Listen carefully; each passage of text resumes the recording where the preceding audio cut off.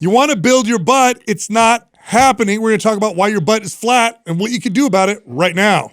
Let's fix that pancake butt. Let's first discuss a little bit of the anatomy of the glute and what a difference the origin and insertion can genetically, not genetically, but like organically, I guess. Yeah. Genetics, right. Yeah, because your genetics play a big role in the shape of a muscle in the sense of the origin and insertion. So if I were to use my bicep as an example, a long bicep has a larger muscle belly. So there's more potential muscle in there. Now that being said, a long muscle belly takes longer to fill out, right? A shorter muscle will look rounder, faster because it's short versus one that's long. Right. So you can see this with glutes. You have really long glutes. Once you build them, you can have a really big round butt. Yeah. But it could take a lot longer versus the shorter origin insertion that kind of pops out sooner. So your genetics will play a role in some of this. Nonetheless, you could build a muscle regardless. Regardless. But I wanted to bring this up because this was a very common thing that I would explain to somebody who came to me as a trainer and would describe their butt. I had this long, flat butt, and my friend so-and-so, or they would point out a butt. And I can tell I could see the person and tell you that there's a genetic difference. Yeah. Like you have this long origin and insertion, and so it's going to be this long surface area that's going to give the illusion of kind of having this longer flat butt. And the girl you're pointing at and just showing me, I can tell has a very short origin insertion, which if she even squats or did all the things that you need to do to build a butt, has already kind of got this kind of bubbly look that you're trying to. Now that's not to say we can't build yours to have this incredible round bubbly look, but a lot of times we get into this comparison of I want that look or that butt, and like it'll look different. I mean, arguably could look better depending on what you prefer or what somebody prefers or not. But it's no different than the guy who, to your bicep analogy, is like, how do you build that peak? My buddy's got this like ball. It looks like a little cannonball with a hard peak like that. And I feel like I have this like kind of long arm. And that's your origin and insertion determines a lot of the way you look from the start. But nonetheless, you build it. It's a muscle, so we can definitely build and create that. Yeah, and the cool thing about the glutes, and this is true for all muscles, but some muscles have kind of this notoriety for being difficult to develop. So like calves is a common one where people are like, oh, they're really hard to build. Some muscles seem to. I can't really point to any data, but what I can point to is like the bodybuilding world or the space of where people like to build muscle. And some muscles seem to respond really, really well to strength training versus others, generally speaking. Glutes are one of those muscles that if you do the right things, you'll build. Oh, yeah. They'll build, it's some people that have stubborn glutes. Honestly, we're going to talk about the reasons why your butt may not be growing. This is almost always the case. What we're going to say right now, if you're listening and you're training and your glutes are not responding, or you've always had a flat butt or whatever, and you want to build them, like you address these issues right here and then give yourself some time, they're going to build. Your glutes will build. It's always one of these things or a combination of these things. It's never not. The question becomes, which one are you, or which one of these things are you not doing or relates to you, and or is it multiple? And many times it's multiple. Many times it's a couple of these things that we need to tweak, which I loved helping somebody in this situation, because you take somebody who feels like they've been trying really hard to achieve this and has been failing at it for a really long time. And it's like, again, no different than a guy who comes to me and says, I want to build my biceps. It's like, we definitely can. This isn't an accessory muscle. This is a major big mover group. Your body benefits from having, that type of like strength and size in your glutes. So, your body already wants to build and develop. We just have to give it the right materials and right stimulus. Yeah, it's interesting you said that, because if you look at athletes, in particular athletes that compete outside of the water, your hips, these muscles, the glutes, I mean, keeps you standing up. This is what gives you power. It's also a distinctive human muscle. So when you look at primates, one of the muscles that is distinctly different in humans are the glutes, because we stand upright. So we have these really big glutes And if you look at a gorilla, like a gorilla's a big muscular gorilla, they have small glutes. Yeah. Because they walk. They're not upright as much. That's right. So this muscle has the potential to develop, you guys. And if you do these things that we're going to talk about, it's going to happen. And you got to give it time too, okay? So things don't happen overnight. Keep that in mind. I also, since you brought this up with like how important, okay, don't make the mistake of, okay, so you'll see sprinters, ice skaters, volleyball players, they tend to have great glutes, right? And so what we tend to correlate with that is, oh, those exercises. So they jump a lot, and they do ice skaters as an exercise that I've seen. Explosive, right? And so you try and emulate a lot of these athletic movements that those athletes do in pursuit of having a butt, versus realizing like, oh no, the fact that these girls have good glutes, that's what makes them good at their sport. That's right. Versus, you know what I'm saying? And so don't make that mistake, because that's a big mistake that I think some people make, is they look and guys are just guilty of doing this also. They look at a sport like football and they're like, oh, I want to look at that guy. So they do these drills like football players do. And it's like, no. That's not how this works. There are genetic polymorphisms that will give you an advantage in particular sports. And for many sports, having big, strong glutes gives you that advantage. So it's not that volleyball builds your glutes. It's that if you probably have strong glutes, along with other things, probably going to be tall and other things, then you're going to be better at volleyball. Yeah, it's helpful. That's right. This would be like me saying if I swim a lot like Michael Phelps, I'm going to have really short legs. That's not going to happen. Right? But the fact that he has short legs gives him an advantage in the pool. So you just found the most downloaded fitness, health, and entertainment podcast in the world. This is Mind Pump. Today's episode, we talk about why your butt is flat and what you can do about it. By the way, we have a free butt building masterclass, okay, that breaks down the most effective exercises to build your butt. Go to mapsbooty.com. MAPS Starter, MAPS Transform, MAPS Anabolic, and MAPS Performance. All 4 workout programs are 50% off. Go to mapsjanuary.com and use the code NEWYEAR50 for the discount. Back to the show. All right, real quick, if you love us like we love you, why not show it by rocking one of our shirts, hats, mugs, or training gear over at mindpumpstore.com. I'm talking right now. Hit pause, head on over to mindpumpstore.com. That's it. Enjoy the rest of the show.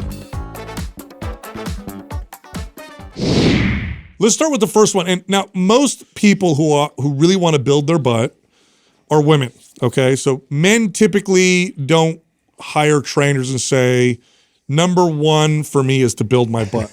They may say something like I want a better squat or I want to be strong, but this is not typically a muscle that men are really focused on developing. You want a perky, bubbly butt. Which, by the way, is interesting to me, because when women rank muscle groups, they talk about they like it. They like it in men, okay? But nonetheless, typically it's women that we're talking to. And so the first thing that we're going to mention here is very common among women who strength train, and in particular in women who strength train who struggle to develop any muscle, including the glutes, which is they're not eating enough. They're just not eating enough. So, and this is because they're strength training to get a lean, sculpted physique. And so they go into it, and this is what they do. They start strength training. I want to build muscle, but I also want to be lean. And so I'm going to eat very little and strength train. You're not going to build anything if you don't eat enough. It's just not going to happen. In fact, if you eat little enough, you can strength train and actually develop osteopenia and even osteoporosis. So strength train all you want. Send the perfect muscle building signal with the perfect routine. If you're not eating enough calories, if you're not eating enough protein, you're just not going to build. You won't build a butt. In fact, I can think off the top of my head now, at least 3 clients that I trained where this was the only issue. Everything else was good. Just calories. They hired me and they were like at 15% body fat and they wanted to build their butt. And I'm like, we got to eat more food, watch what happens. And then boom, the butt built. Well, to use Justin's material analogy, and I used to love to give this, it's like, okay, I've got the great program. You're pushing hard enough through the exercises. So we have the plan, the blueprints, we have all the tools, but then you're not giving me any material. I have no wood and you want me to build a house. I can't. I can have all the best plans, all the greatest tools, but I cannot build a house without the wood, without the material. That's and right. And so you've got, and it's not like you can't swing by and give me just 2 planks of wood and then leave. Like you consistently, you consistently have got to give me material until that house is built. And I think that's one of the biggest mistakes is like, so that might hit for somebody. They go like, oh, okay, yeah, that analogy kind of makes sense. Like, I'll bring some extra wood. You bring extra wood one time and then you don't again. It's like it goes. Like you have to until it is built. you've got to consistently be in this building this calorie surplus in order for us to put it differently. You need to eat enough protein, enough fats, and enough carbs, because yes, carbs help with building muscle as well, and enough total calories to make this happen. And if you don't do that, nothing you do will get your butt to grow. And to put it differently again, you got to gain weight. Oh, everybody's going to get scared now, but you want to build. You're going to probably gain a little weight, you guys. So if you're listening right now and you're like, I want to add 2 inches to my butt, but you don't want to gain any weight, how's that going to happen? Yeah. What do you think? Are you going to get even leaner? No, you got with air. You got to gain a little bit. So you have to eat in a calorie surplus. Eat your target body weight in protein, and don't avoid carbs and fats.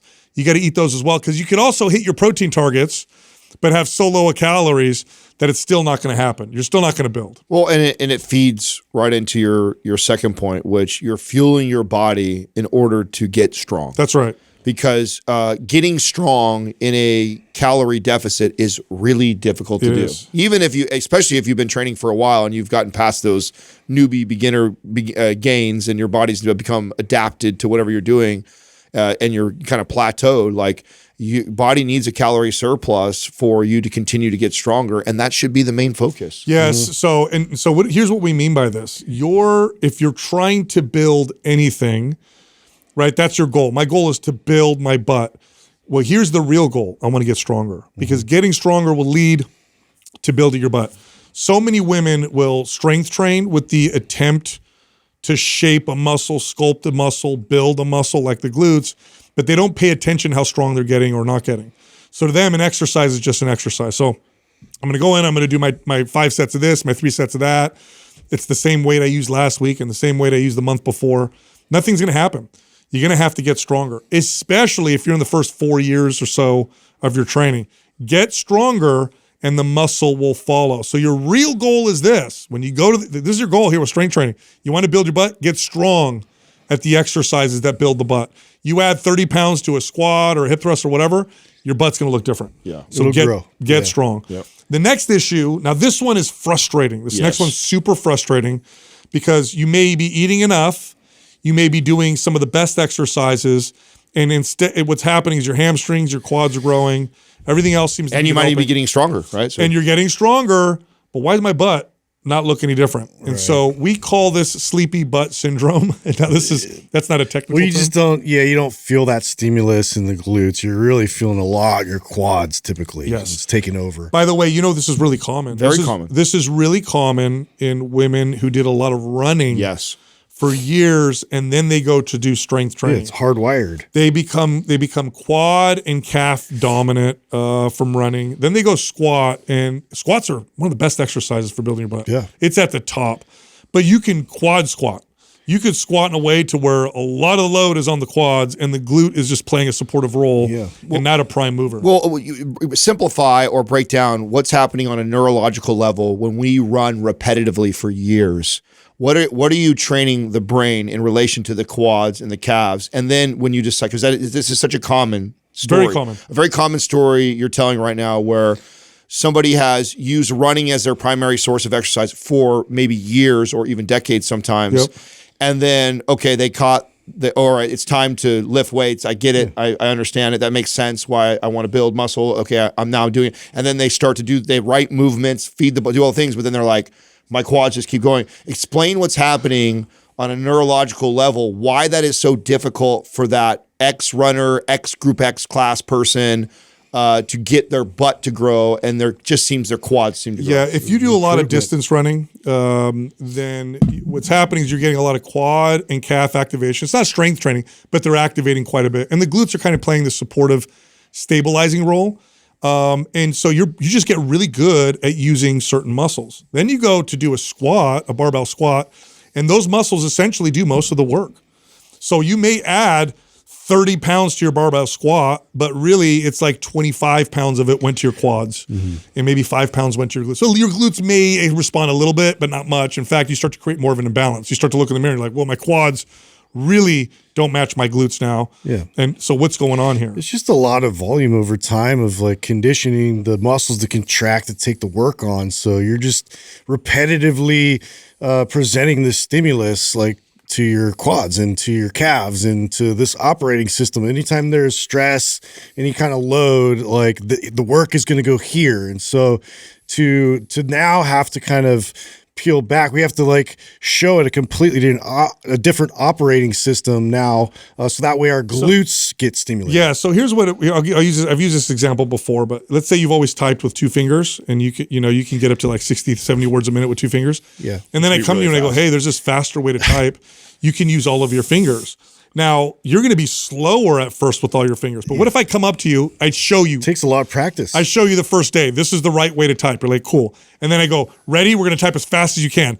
And you're like, well, I got to go as fast as I can. I'm going to go revert back to the other way because I'm still faster doing it the other way. So if you move a particular way, then you go put load on your back and you stress your body, it's going to go right back to what it knows, which is using those other muscles and not the glutes. Now, there are some exercises. First off, it's a technique thing, but second, there are some exercises that are really good for this. Yeah. Hip thrusts. This episode is brought to you by a sponsor, Troscription. So methylene blue is a compound that you can take occasionally. Some people take it up to 3 or 4 days a week, and it really boosts cognitive function. It boosts catecholamines, serotonin, dopamine. A lot of people are using these, biohackers in particular, for mental performance, sharpness, for mental acuity, for verbal fluency. It is not caffeine. It is not like a stimulant. It's very, very different. It's been around for a long time. Look it up for yourself. Methylene blue really does work, and Troscriptions has the purest, cleanest version. In fact, they were doing this before all the other biohackers were trying to do it. Go check them out. By the way, they have other products with other compounds, but I like their methylene blue. Go to troscriptions.com. That's troscriptions.com/mind pump. Use the code mind pump, get 10% off your first order.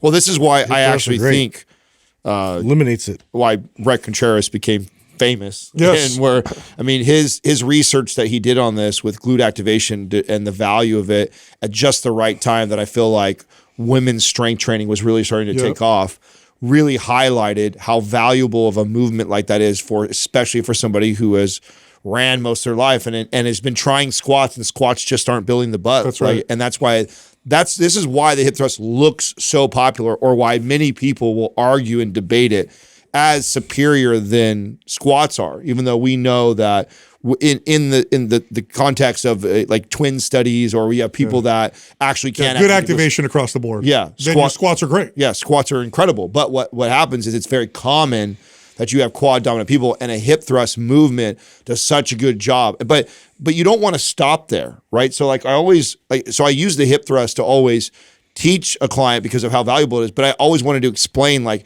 well, we want to still get to the place where you can squat and actually fire your glutes too. Like we're using this as a primary lead exercise. This is how you recruit it. Yes. And so like that whole process of practicing that, and the hip thrust allows you to actually somewhat isolate your glutes, so that way now you can feel it. You get the feel of it, how to recruit, and now we bring that over to the squat, which we load. Now a hip thrust, it's way easier to make it a glute movement than other exercises. So this is definitely gonna be in your arsenal. Well, barbell squats are still great, and so are deadlifts.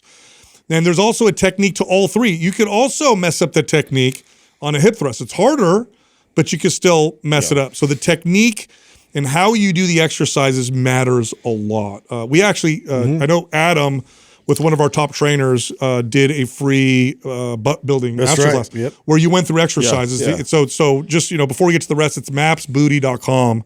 You go there and he goes through and teaches the right technique to maximize butt development with some of these exercises. Yep.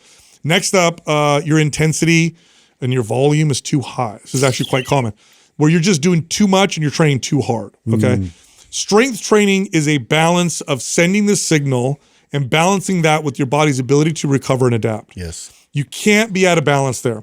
If it's too hard and too long, you overcome your body's ability to recover, heal, and adapt, and so you just end up breaking down constantly. And so you go to the gym, you work out, you get sore, soreness goes away, you go back to the gym, work out, get sore. And I keep doing this week over week over week, and I'm not getting stronger. You get nowhere. Even though I'm training my butt off, and I'm training hard, and I'm throwing the intensity. In fact, I'm gonna even train even harder now because it's not working. Oftentimes you're doing too much. Scaling back starts to get the muscles to develop oftentimes. I mean, this reminds me of training a lot. I trained a lot of Group X instructors, and they did not lack the discipline or the intensity. I mean, if you've ever been through one of those classes, they're intense. They kick most everybody's butt. They do a lot of exercising. Yes, they do a lot of movement, a lot of sweating, a lot of elevated heart rate. So they do not lack the intensity. In fact, what happens a lot of times is that way of training ends up making its way into traditional strength training, and then traditional strength training stops looking like traditional strength training and starts looking more like Group X training, where they have these short rest periods, tons of volume, tons of exercises, lots of movement, very, very short rest periods. And that is just not a clear recipe, especially if you add in any of these other things that we talked about before. So if this is a thing that you do, and you're not eating enough, right? Exactly. If you're already if this resonates with you, you love classes, you love that kind of short rest periods and doing that, and then in addition to that, you don't eat enough calories, or in addition to that, you also don't connect very well to your glutes. This is the recipe of why you have not been building your butt right here. It's like you have to get out of that mode of training, and less can be more. I mean, literally focusing on just one or two of these big movements like the hip thrust or squat or deadlift, and just getting good and strong at that one thing, and you did nothing else, is going to build those glutes with the other things we're talking about better than anything else. Totally. And on the other end of the spectrum is your intensity is too low. You're going through the movement, you stick to the same weight, you're not challenging yourself. This is the client or the woman that's afraid of pushing the weight. Yeah. She's afraid of struggling under the bar because of either fear of hurting herself or fear of dropping the bar. I don't know. And so the workout kind of looks the same each time. You have to challenge yourself in order to make things change. You have to challenge your muscles in order for them to grow.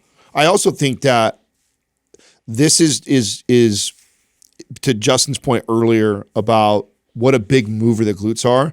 The part of the psychological changes is you'd be surprised how strong your glutes already are. Yeah. And so a lot of times you load something on your back or even on your hips, you're about to do hip thrust or get ready to pick something off the ground, and you're like, that is way heavier than anything else I do. That's way heavier than that shoulder press. Oh, that's hard. That's heavy. Yeah, that must be, I can't do that. But that is one of the biggest, strongest muscles you have in your body. And so I had a lot of clients that would surprise themselves that they would put a weight on the bar and they're like, I can't do that. And I'm like, oh, I'm watching the way you move. Yeah, I would add the weight to the bar. And they'd be like, I can't do that. But like, yeah, you can. Yes, you can. I just watched what you did 5. You just did 5 with 20 less pounds. You're going to easily get a couple of these, no problem. And I'll let you know. And a lot of times they surprise the shit out of themselves because it's a big mover. It's a big muscle. It's very strong and powerful. And once you learn to really connect to it, you'd be surprised how much weight you can move. So the question is, what does this look like? Volume and frequency for most people. Now, there's a big difference from person to person, but generally speaking, if you train your glutes and your lower body 2 or 3 days a week, each workout 3 to 6 sets total, that's about it. That's about it right there. You're resting about 2 minutes between sets, getting stronger, eating enough. Everybody listening right now, you're going to build your butt. Yeah. If you do these things, it will build. And again, if you want a masterclass on technique, it makes a huge difference. Technique makes a huge difference when it comes to strength training. Go to mapsbooty.com, and it's got Adam on there teaching you how to maximize each of those incredible exercises. All right, I know you liked that episode. If you did, check this one out. Stop doing 3 sets of 12 to build muscle and do this instead. You guys want to guess? Stop doing the 3 sets of 12 and do this instead. With that intro, my guess is you're going to tell people to change the rep range up to 5 by 5 or low rep range. Do you guys remember when you're going? Yeah. So oftentimes we get stuck in like a set count and a rep count or a range that's